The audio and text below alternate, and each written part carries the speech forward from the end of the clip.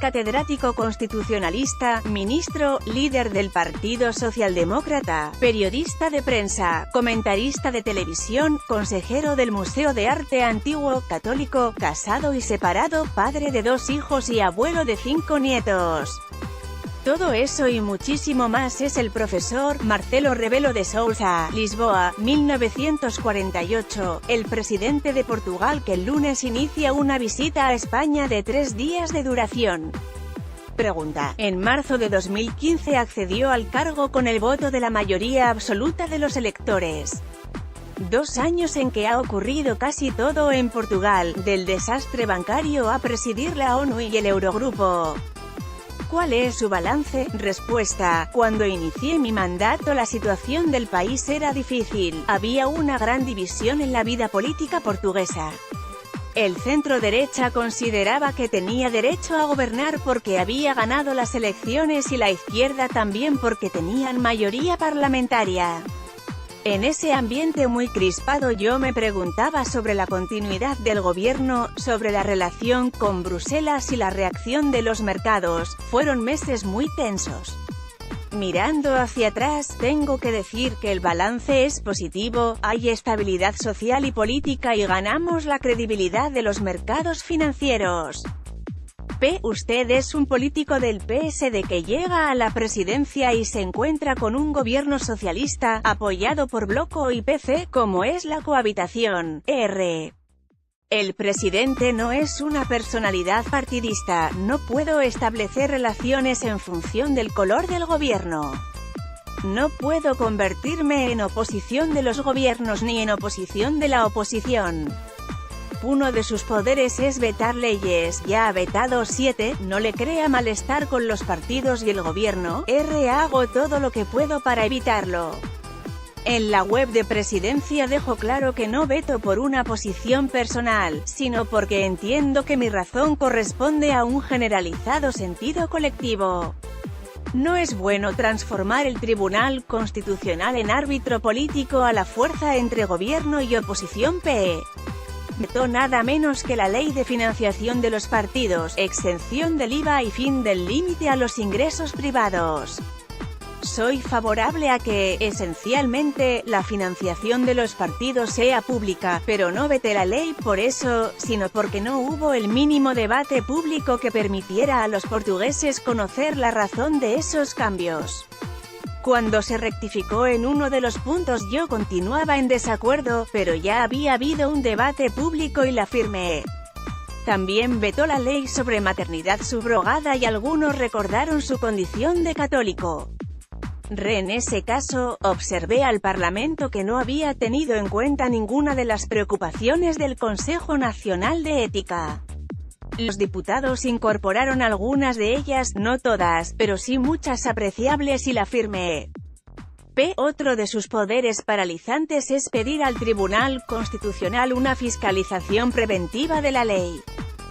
Nunca lo he hecho. En los últimos años el Tribunal Constitucional fue llamado a intervenir muchas veces. Yo prefiero el veto político y evitar el camino jurídico. No es bueno transformar el Tribunal Constitucional en árbitro político a la fuerza entre gobierno y oposición. 2 años después, su popularidad ha subido al 88% de los encuestados. Eso, sin duda, al llamado presidente de los afectos le da un plus de autoridad. El presidente de Portugal, en un momento de la entrevista con El País. João Henriques la política se hace con personas, la relación personal puede facilitar la política y para eso es preciso hablar. Al llegar, decidí recibir cada 2 meses a partidos, sindicatos y patrones.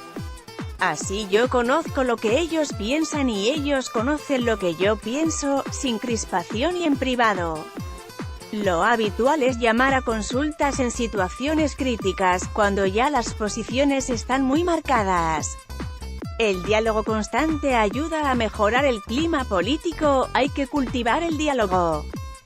Va a iniciar una visita de 3 días por España. ¿Cómo son las relaciones entre los dos países ibéricos? Excelentes. Desde que entramos en democracia hubo un viraje histórico, de la buena relación institucional pasamos a una amistad fraternal democrática. Siempre, con Juan Carlos I, Yanes, Soares, Sampaio y Cavaco, y ahora lo son con Felipe VI y conmigo. En 2 años hemos coincidido una decena de veces. Eso significa mucho tiempo de diálogo, lo que hace toda la diferencia. Hay proyectos comunes, de Portugal y España para esta Europa vacilante, muchos. El hecho de estar en un extremo del oeste cuando Europa camina para el este significa que los dos países, conjuntamente, tenemos que rehacer nuestra estrategia de relaciones dentro de Europa. Somos los dos países del sur y a veces no es fácil explicarles a los del norte los problemas del Mediterráneo, del norte de África o de las emigraciones. La indefinición europea ha sido aprovechada por los eurocríticos. Esa dirección nórdica de Europa ha dejado que China ocupe comercialmente África y hasta Iberoamérica. Europa no se puede olvidar de esos continentes, donde España y Portugal tienen un conocimiento que otros países europeos no tienen. Es preciso que Europa anticipe las evoluciones y ahí nosotros, españoles y portugueses, tenemos mucho que decir. Los partidos independentistas catalanes tratan de implicar a países europeos en sus campañas. ¿Cuál es la posición de Portugal? La posición de Portugal es hoy la misma que siempre fue y que será, por una cuestión de principios: respetar la soberanía del Estado español, respetar su constitución, sus leyes y el funcionamiento de sus instituciones, no interviniendo en la vida interna de otro Estado, en este caso del español. ¿Por qué resurgen los ultranacionalismos en esta Europa? Europa ha estado mucho tiempo en compás de espera, es uno de los riesgos que tenemos que encarar. Hemos perdido mucho tiempo en materia de unión monetaria y bancaria, en empleo, migraciones y en el fortalecimiento de la posición de Europa en el mundo. El pasado año fue un larguísimo impasse por las elecciones en diversos países. Existe una verdad básica: si hay un vacío en el espacio político y quien lo debe ocupar no lo hace, otro lo ocupará. La indefinición europea ha sido aprovechada por los eurocríticos. No puede haber una política europea fuerte con sistemas políticos de Estados miembros débiles. En muchos casos, los sistemas que tenemos no acompañan la evolución de los nuevos tiempos. Usted es un hombre prudentemente optimista. ¿Qué camino ha de seguir Europa? Tenemos de 6 a 9 meses, preferiría 6, para dar pasos fundamentales en la unión económica y monetaria, aprobar el cuadro financiero plurianual, definir la política de seguridad y defensa, y buscar un plan común para migraciones y refugiados. Es fundamental que de las elecciones europeas salga una Comisión Europea fuerte y solo lo será si su base de apoyo es fuerte. La campaña de las elecciones de mayo de 2019 tiene que ser una expresión de propuestas positivas y no de insatisfacción. Tenemos que plantear qué Europa queremos hasta 2025. De momento, los que no quieren una Europa fuerte y unida parecen mejor organizados. El contexto mundial no es fácil, corremos el riesgo de volver a la Guerra Fría, con más protagonistas en liza y sin canales de comunicación. En la anterior Guerra Fría había reglas y se mantenían abiertos canales informales entre hemisferios.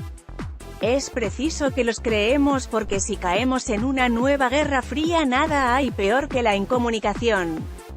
Eso significa que cada uno no comprende al otro y en ese escenario un error de percepción lleva a un error de actuación, a la precipitación.